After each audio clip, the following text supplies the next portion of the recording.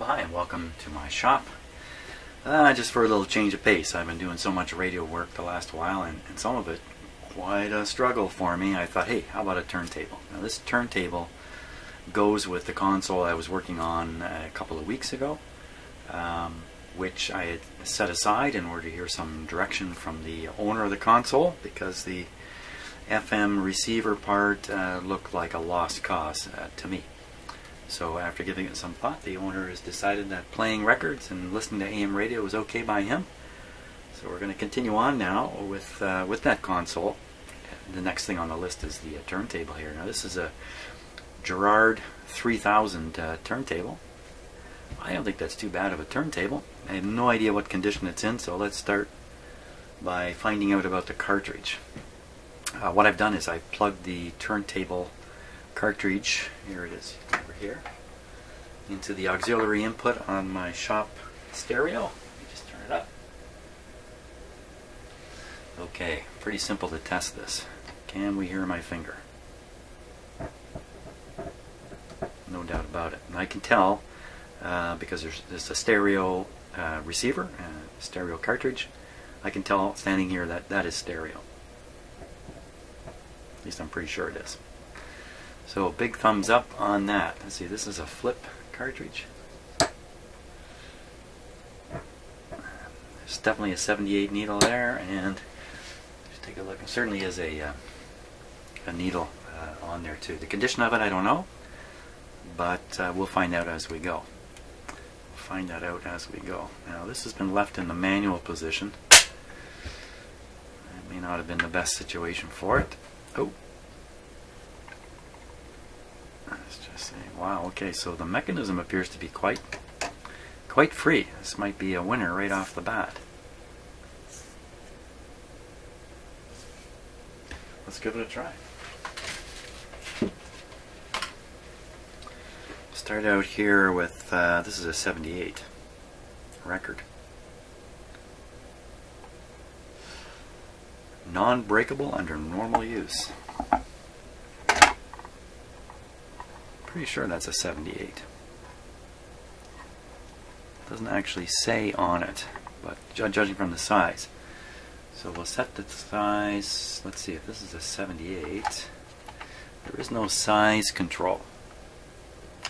When the record drops, it's going to nick this arm over here. I think you can see it here. It's going to trigger something. If this was a 33, it would knock the arm quite a distance. Listen. Looks like maybe you got to knock this arm all the way to here. And that's not going to happen with this size record.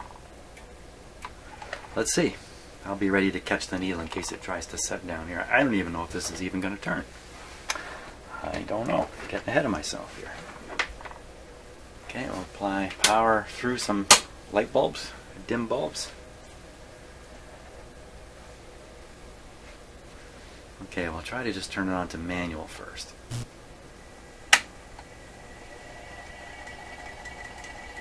Well, looks like it's ripping right along at 78, that's what I would say.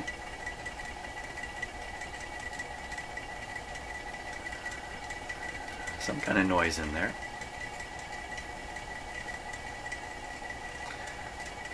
You know what, even though this is a 78 record, we're going to start on 33 here, just to slow everything down. Here we go.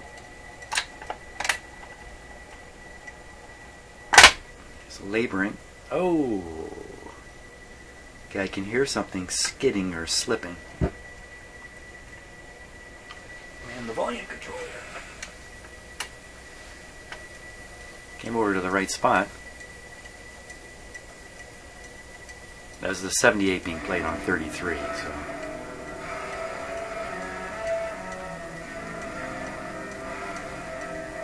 Auto off. Wow, this record player is pretty good shape.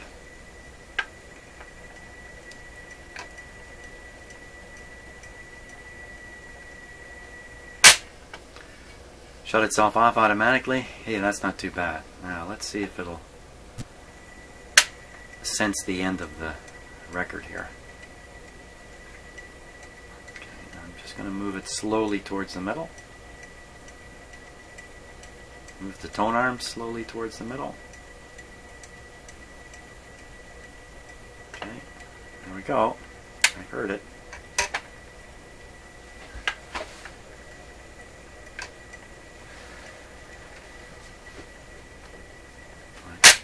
Turned off. Wait a minute, what's that sound?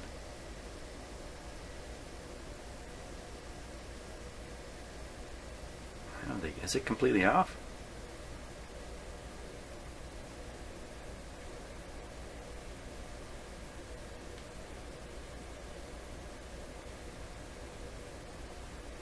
I think so, yeah.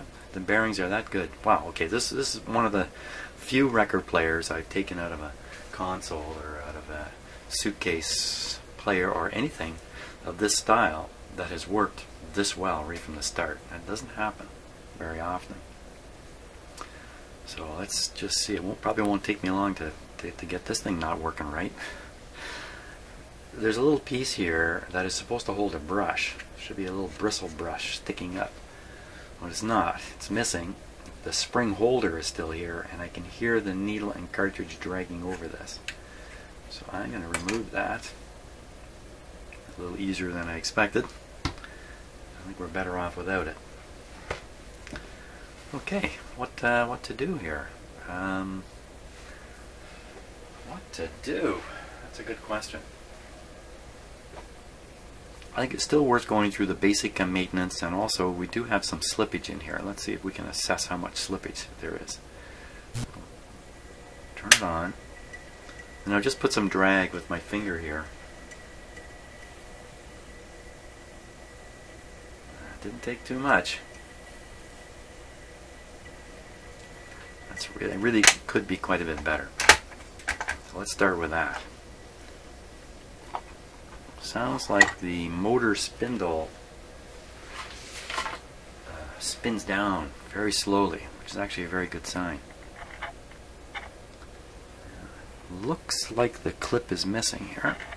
Yep, that's very common. The hold down clip is missing.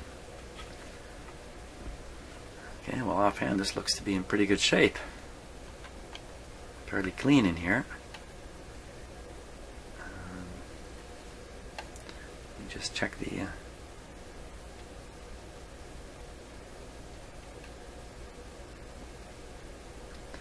so the outer edge of the intermediate wheel here, or the idler wheel, whatever you want to call it, certainly feels hard. We're just going to try to investigate the rubber just behind the edge.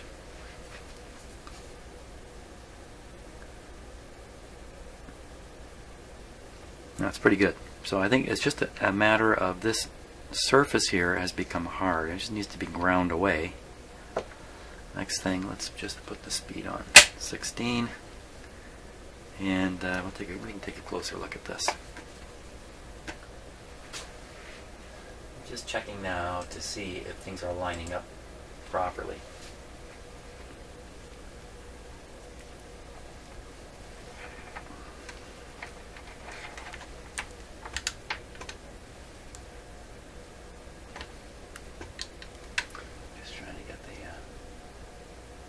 Focus good on here. That's pretty good. That's pretty good. So we're looking for the wheel to be in the middle of each of these running areas on the spindle. So that's 16. That's 33. It's right at the top there. Doesn't look so good. Just get the camera a little lower. Yeah, it's pretty high on that one.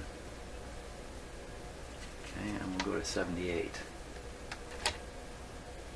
I really can't see with the camera here so well.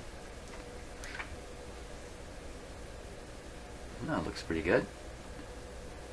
Let's check the 45. Hard to see how one of these can be wrong or bad. does seem a little high there, doesn't it? It'd be a little better down this distance here, but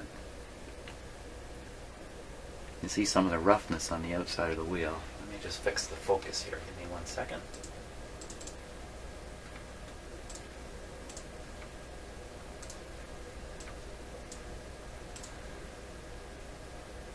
I'll zoom in for a close look.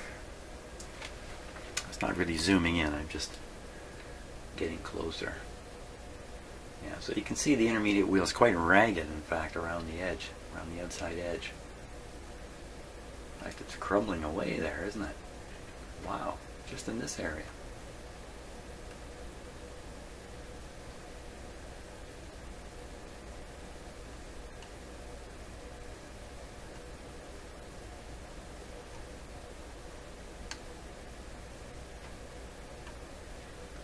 I still think I can grind that away. Now another question is, if I grind it away, will I lose too much diameter? Which is not a problem I've ever run into except with one record player, and no, I don't think there's any. I think there's I could grind quite a bit off this and it would still work. You can see a little bit of debris there. Probably that came just now. It was probably just ground off by the spinning of the spindle. It's pretty good. Now look at this. Okay, so this is the velocity sensor. It should move very, very freely, and it does. It's in very good shape. So that's why the record player picked up at the end of the record so nicely. Wonderful. Excellent. There you can see exactly what grind it is there. Garrard 3000. See if we can get a closer look at the needle while I have the close-up camera going. Lots of needles sticking out there. We'll get that under the microscope at some point. And this cartridge itself, I'm going to guess it's a replacement, but that is a guess.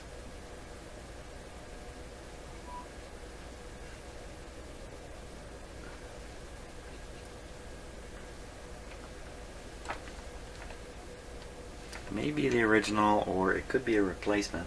It doesn't look terribly snug in the shell here. You can buy these cartridges, they come with their own bracket. You switch the bracket to hold the cartridge you bought. So that could have been what's happened here. This could be a replacement cartridge.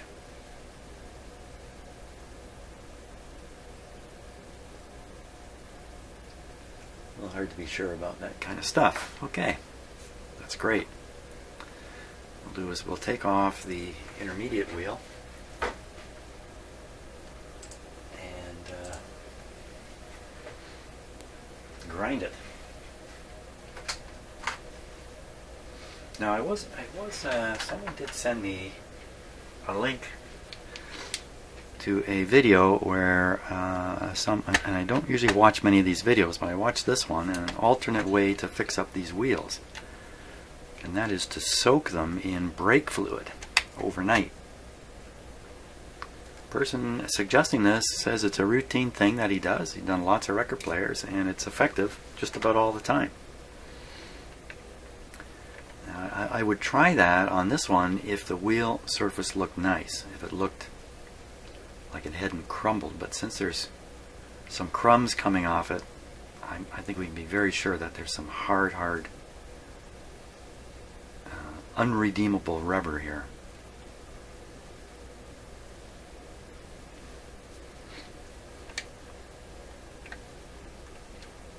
The motor turns nicely. Very nice. Okay, I have to get set up to do the grinding. Okay, so part of the trick in doing this is getting a screw that's pretty much the same diameter as the shaft that this sits on, so that it's not too loose. This is a ridiculously long screw I picked. And this is probably going to give me trouble.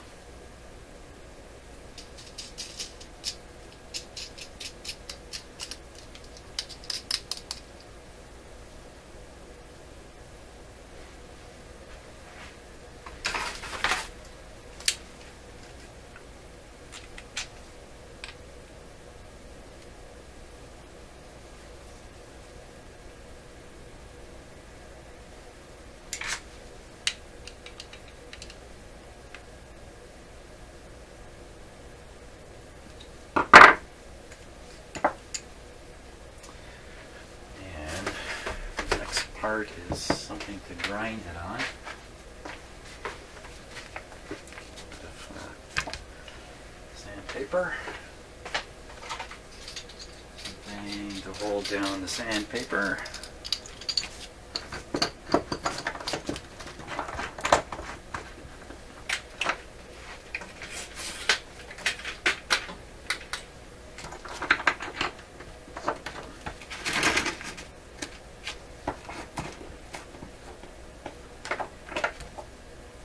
As I spin the wheel this way, it'll pull the paper that way. Now, that might be a bit of a problem, as I'm using a one-directional, really old drill. Much like a fool, I just plugged in too soon. Don't plug it in so soon.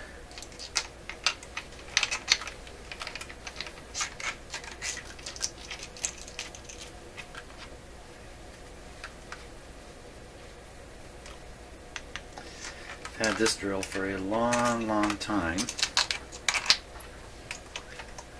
Before you could get a battery drill, I'm pretty sure. I think I've gone through 3 or 4 battery drills. Look at which one I'm using.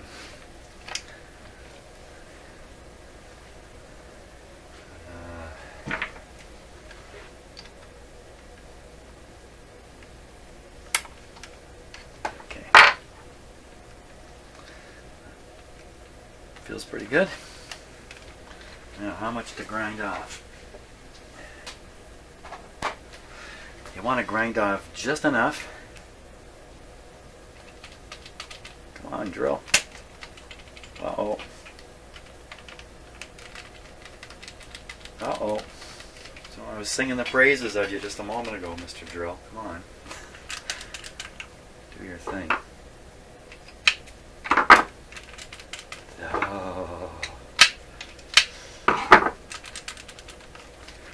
I think my drill has bit the dust.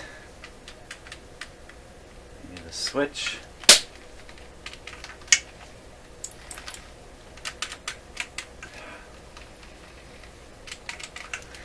Well, that was a great demonstration there. So add this one to my box of dead drills. What am I going to do now? What am I going to do now? Okay, gotta go figure something out here. Need to switch to alternate plan B. Okay, so here's what I'm going to try. I've already discovered something. Turn it on. It doesn't work either. I think my power bar is switched off. I think that's the problem. And that is the problem. Okay, well, let's give this guy a try now anyway, even though it's kind of sticking way out there. Here we go. Spinning the wrong way. Okay,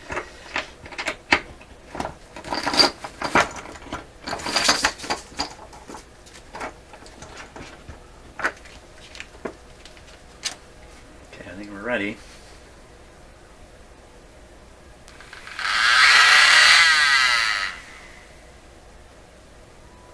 I want this thing flying off.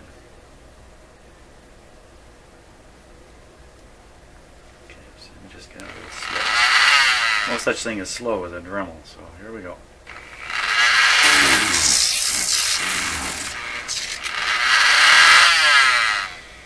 What happened there? Something slipped somewhere.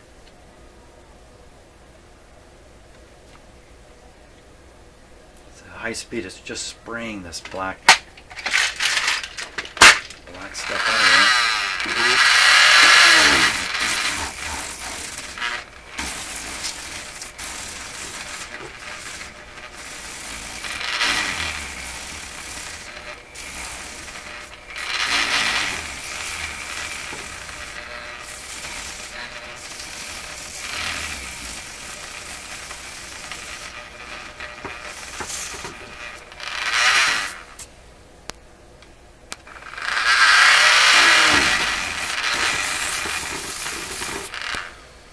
So looks like the dried up stuff comes right off easily, and then even now when I go to grind it, nothing much more comes off. Let me just double check that.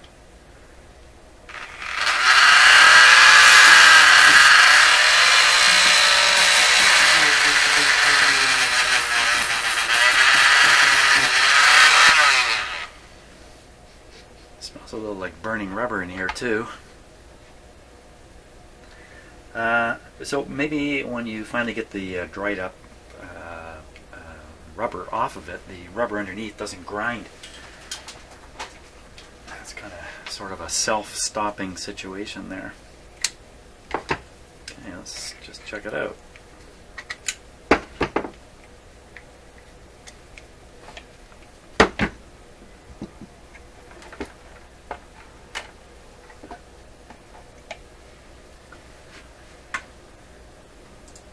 See what it looks like now.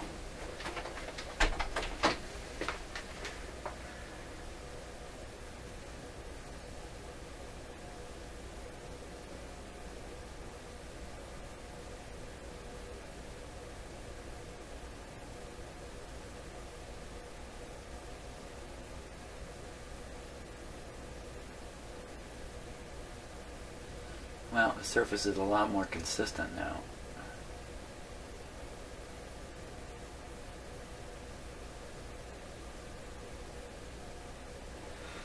What I'll try doing is stabbing it a little bit.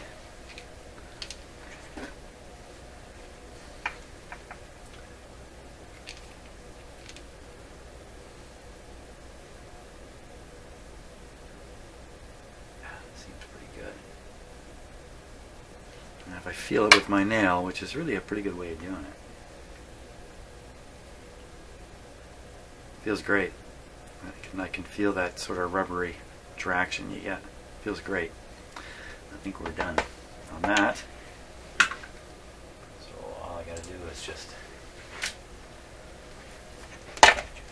put it back in. I think we'll find the record player traction problem will be fixed.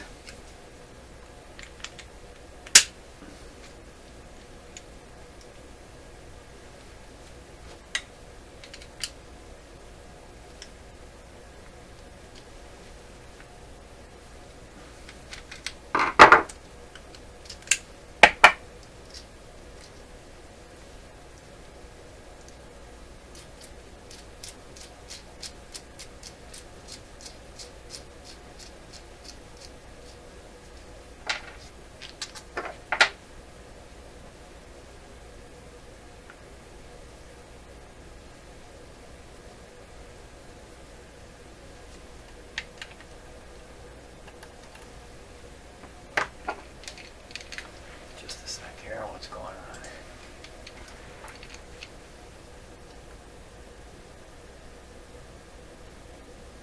That's a little ugly looking.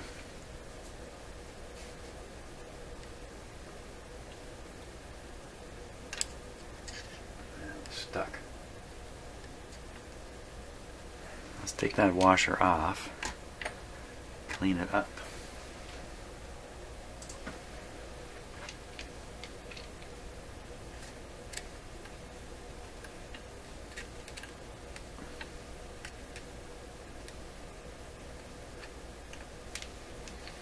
Sometimes these washers are not metal, they're some other material.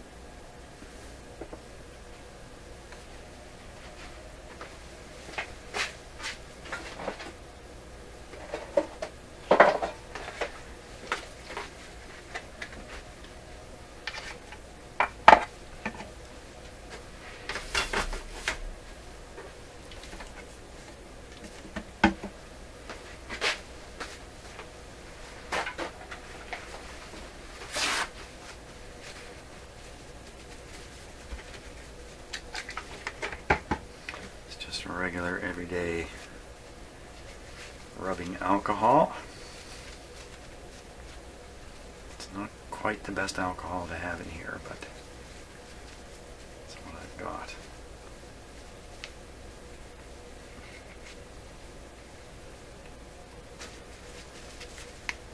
Somebody could interpret that I'm referring to the kind of alcohol you drink. There's another washer under here. And that's a common thing too, for there to be multiple washers above or below these wheels.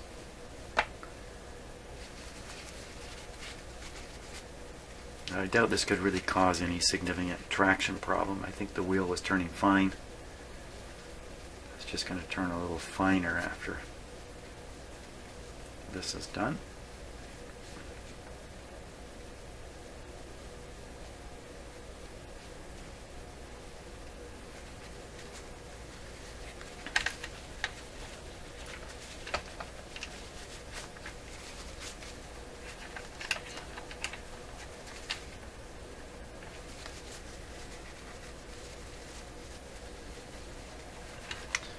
Just notice one of the springs has obviously been adjusted a bit,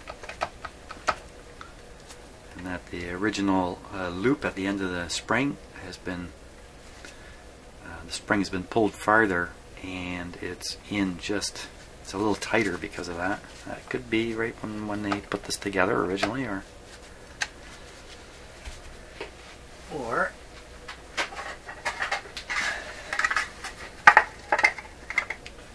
the reason this is working so well is because someone else has done maintenance on it somewhere along the line.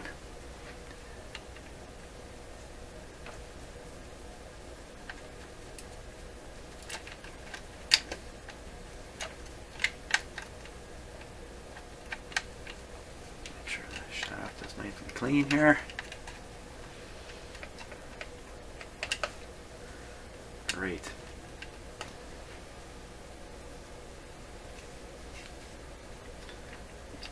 Back on.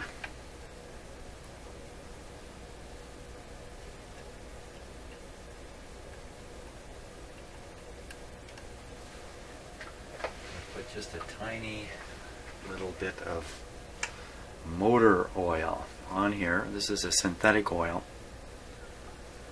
Just a little bit, just a touch. Okay, 2 touches. The synthetic oil is more stable in the long run. Won't dry out, so to speak. Wheel back on. There we go.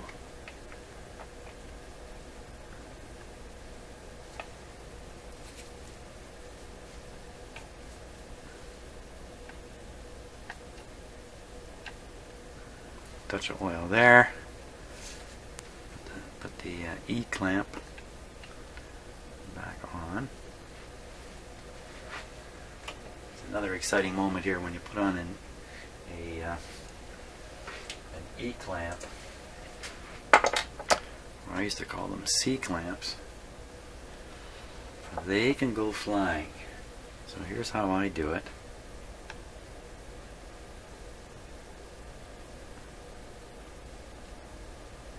I think I got everything lined up perfectly. Pop it on.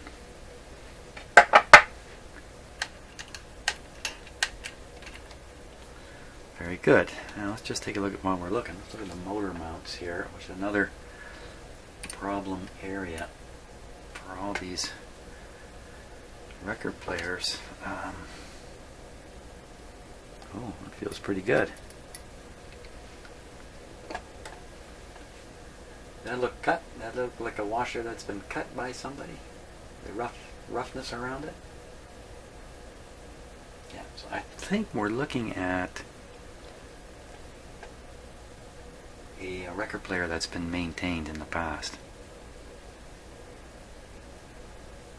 Let's look underneath here. See what we can see. These look great. Good, that's good. Good. Okay, staying with the theme of traction and lubrication, this is the main platter bearing here. I have a little bit of trouble getting that out. What's it look like? It looks empty. Where's my flashlight? Flashlight.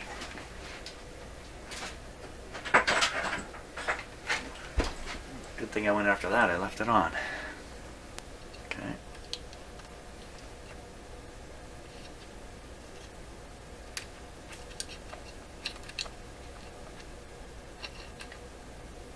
Looks all dried up in there for sure. Okay, so to get that out, because of the clearance here is not so good. We're gonna end up taking this thing off, which we should do anyway when you're gonna do maintenance on one of these things. It's just about always worthwhile to take off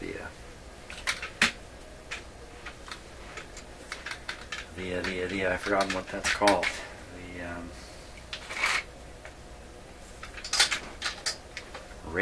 Raceway. I think there's a better word for it than that.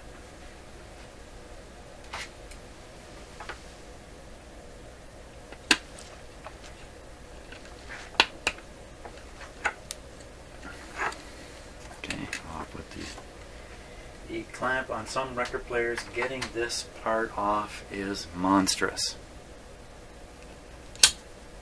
Nope, it's coming good.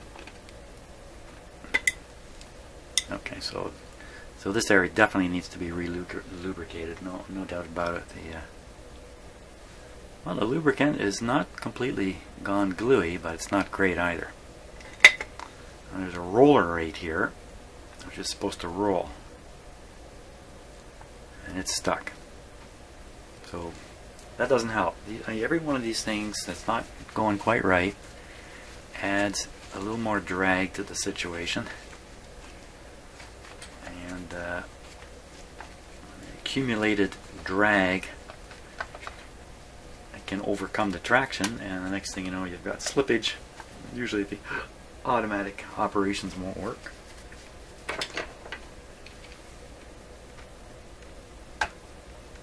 Yeah, this stuff's really gooey. Okay. Let's give it the alcohol treatment here.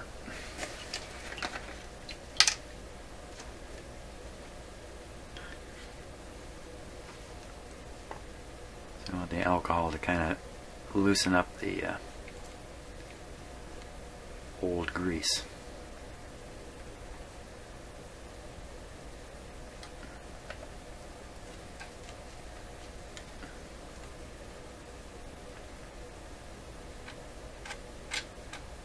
I'm not sure there's supposed to be grease on this piece here. There is now.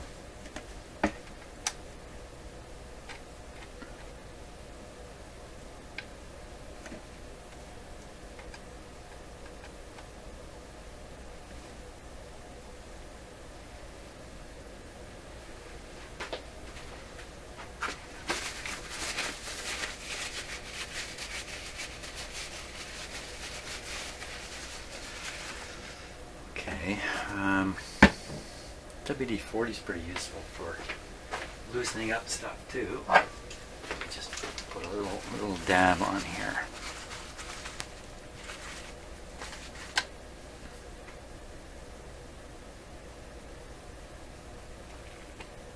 Okay, it's a little more than a dab.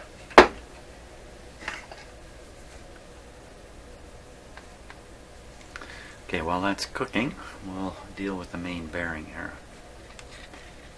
Off.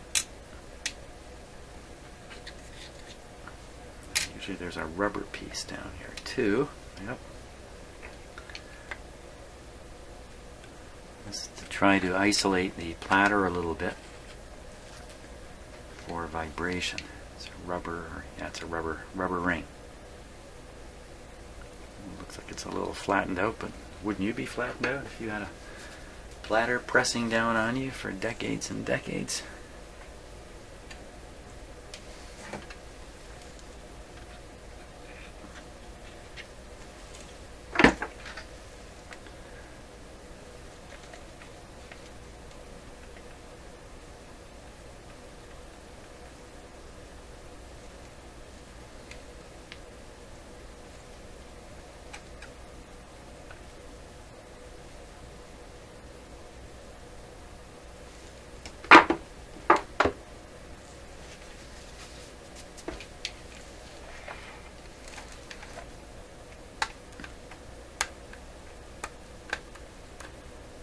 Usually good to get rid of the old glue as much as you can, or the old glue, yeah, that's what it is, alright. The old lubrication. It's never going to help.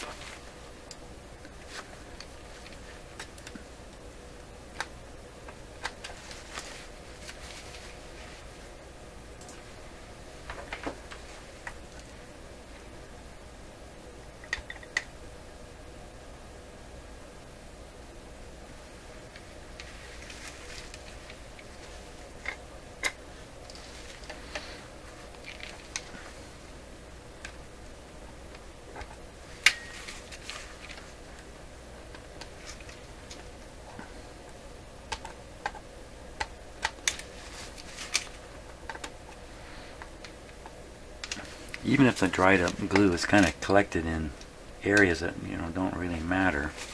Did I say glue again?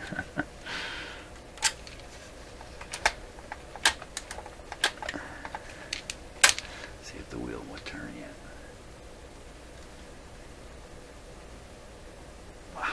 Wow, it's not happy about it.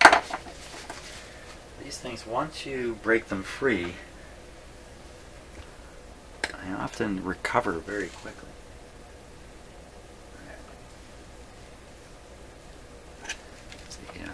Solvents and whatnot can't get too far into it until you get it.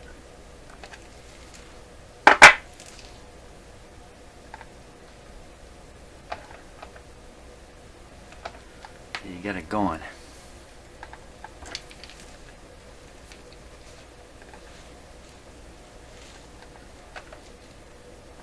See, there's hair in here.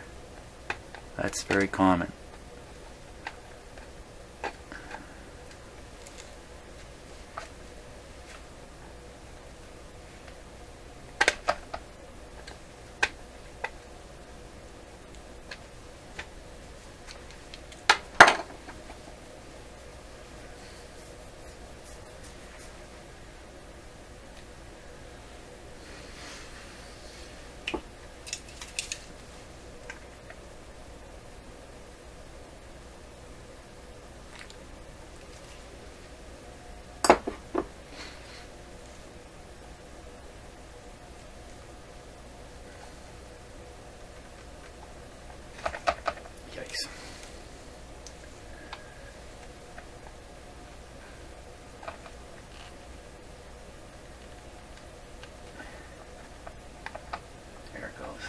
There it goes.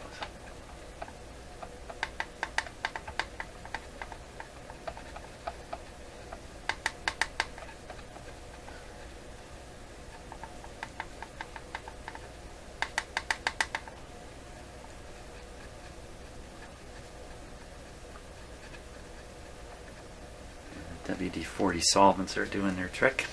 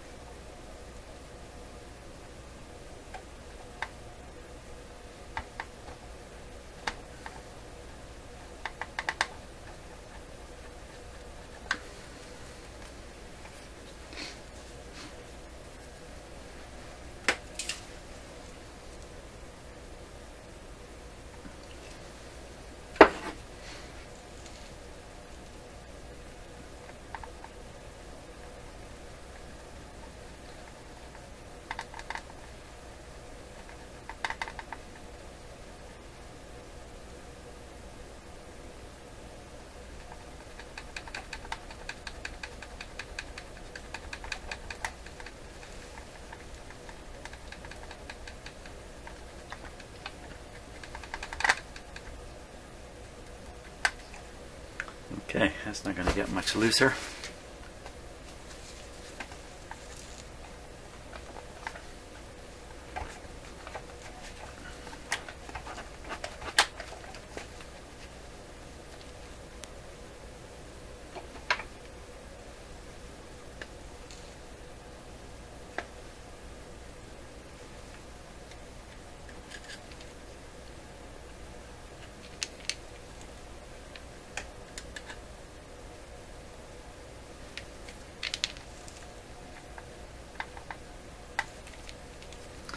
Done record players like this that are obviously owned by girls or women with long hair. Have some egregious stuff here. This is not that bad at all.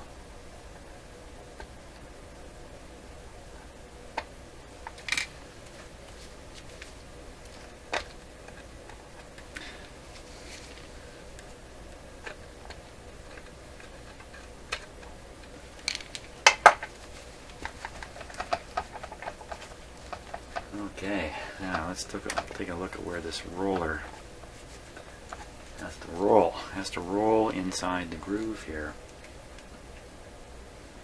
So, hey, what's on my lens? Ah, WD-40 all over my lens.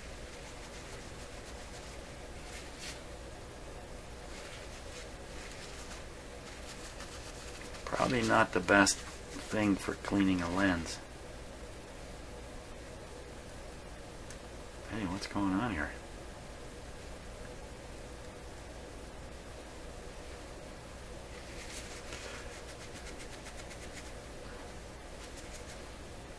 That's me.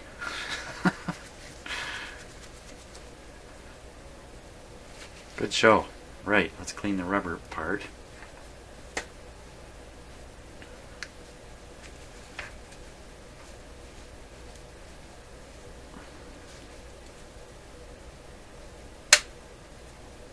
Okay, I can drop that back right here.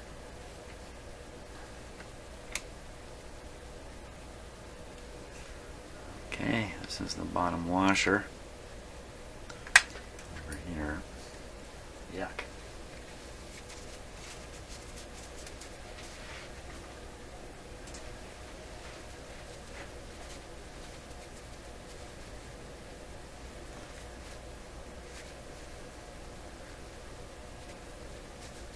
Now there's a lot of force on the center of the platter because of the gearing effect. When you're driving it from the outside of the platter and way close to the center shaft, there's a lot of power there. So traction problems right in the platter, even severe ones, probably won't slow it much. You might see them when you turn the record player off and the drive disappears. The platter may not continue. If you remember with this one, the platter seemed to turn really freely. Let's take a close look in the here. Oops, not going to do it like that. How about like this?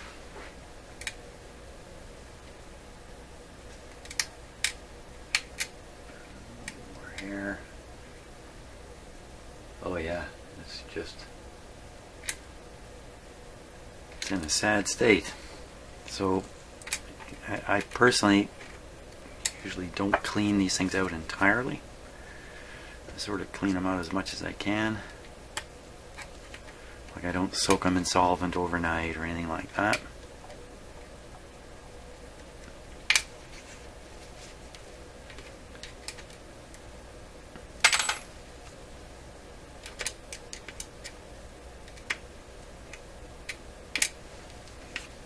Try to clean it out within reason here.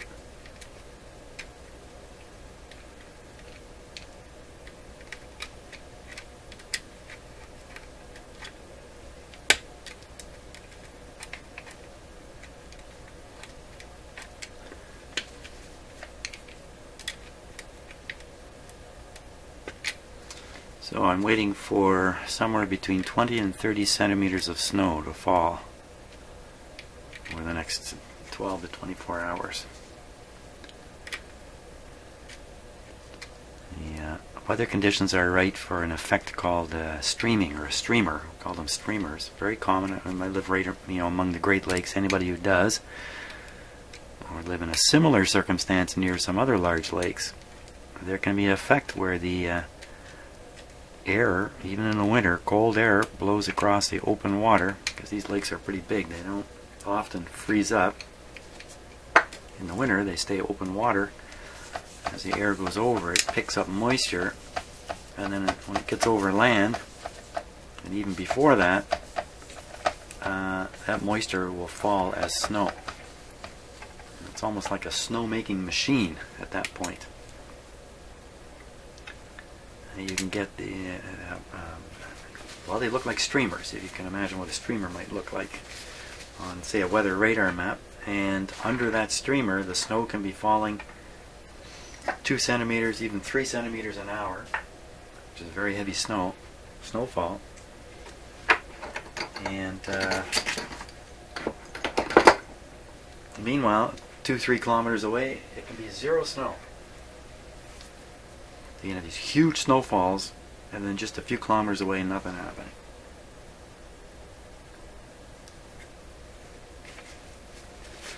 The problem in Ontario for people who are driving is you can get on a highway, a perfectly clear drivable highway, You're driving along, everything's fine, and it's like driving into a wall of snow. Suddenly you are in a blizzard so intense you cannot drive safely. It's a little like running into fog. It just suddenly appears. Well, maybe you can see it coming, but you're on a big highway going full tilt, hundreds of cars around you. It leads to some very, very serious accidents.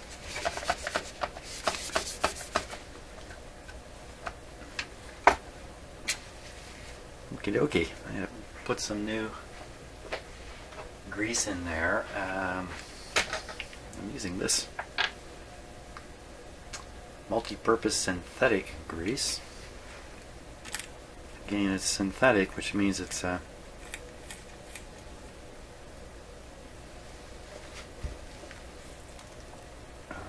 going to dry out in future years.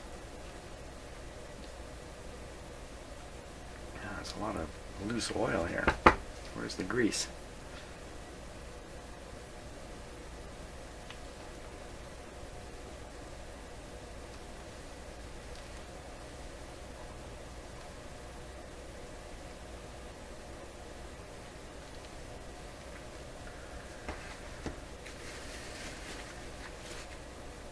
A lot of excess in there.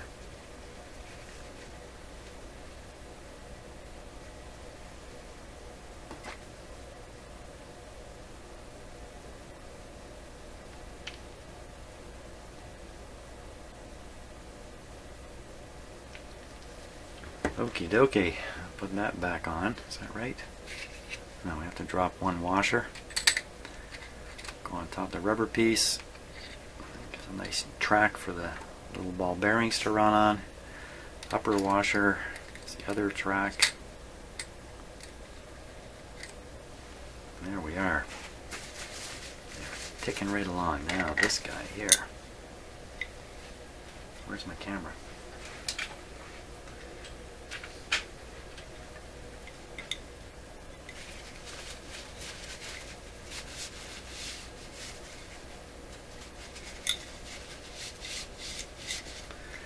This part is the velocity sensor.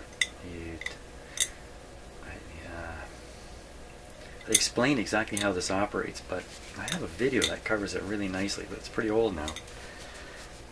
But if you want to know how a velocity sensor works, I'd suggest you go looking on YouTube for something. I'm sure there's some explanations there. But I would never have believed it. All my life I thought once the there's some moment when the needle gets close enough to the center here where it's triggered. And that's kind of true, but not really. What's actually happening is it has to do with the speed at which this is traveling towards the center. That's why you look in the middle of the record. You'll see the grooves move quickly into the center. And that speed is what makes this operate. You'll have to read up on it. That's why it's called a velocity sensor.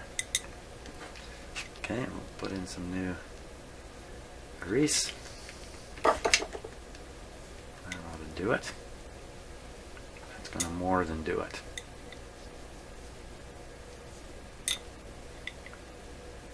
And I got a bunch of extra grease. What should we do with it? Put a little bit here.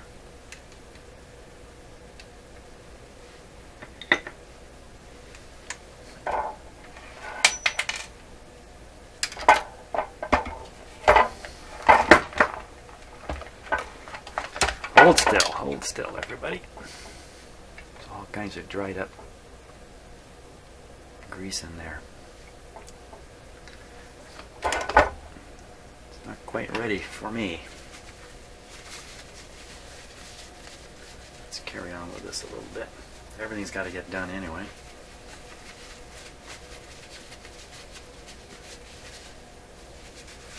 Just going to take my terrible rag here and make it more terrible. So again, a lot of this grease that's out here, it actually has no bearing on anything. Hey, that's a bit of a pun there, isn't it?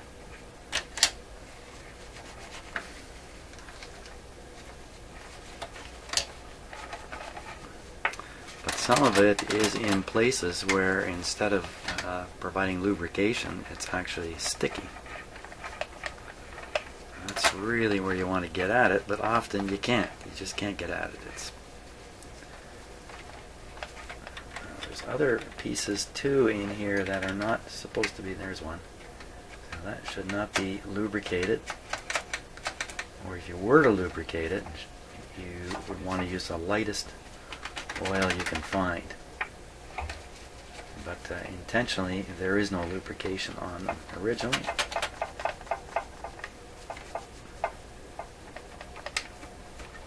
That's also why they're so loose. So there's no binding of any sort. They don't need the lubrication. That's my theory on that.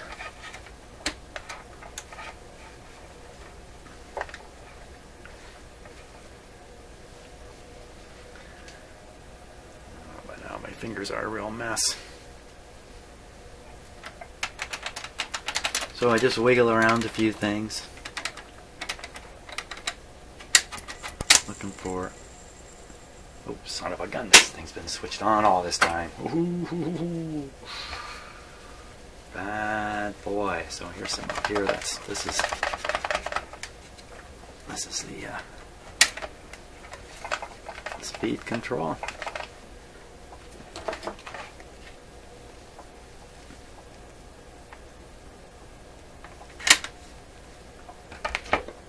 Very generous once again. Way too generous.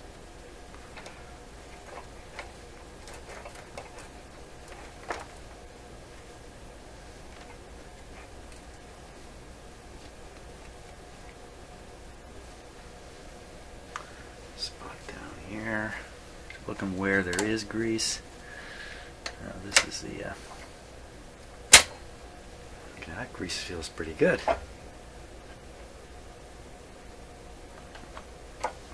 Probably because I already have grease on my fingers.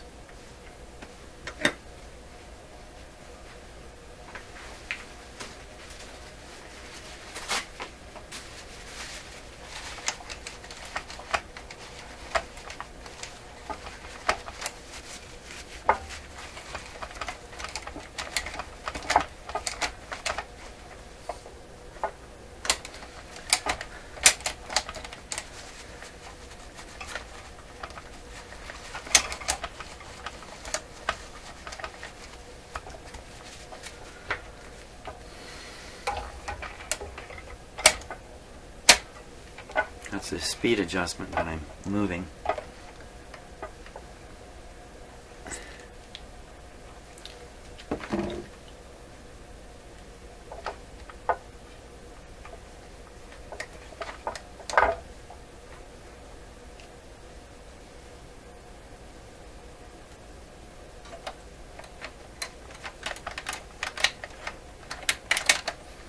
Just letting a little bit of grease on my finger. Do some very minor stuff.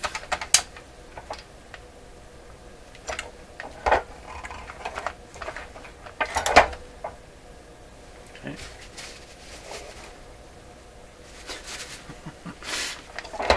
Stay put here, mister.